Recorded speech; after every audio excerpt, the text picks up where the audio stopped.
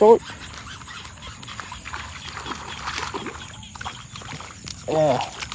Ôi thùng rồi ta.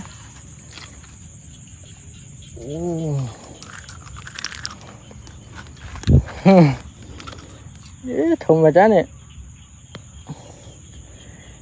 Thì hai 4 khăm á này. 8 khăm phí đó một ban.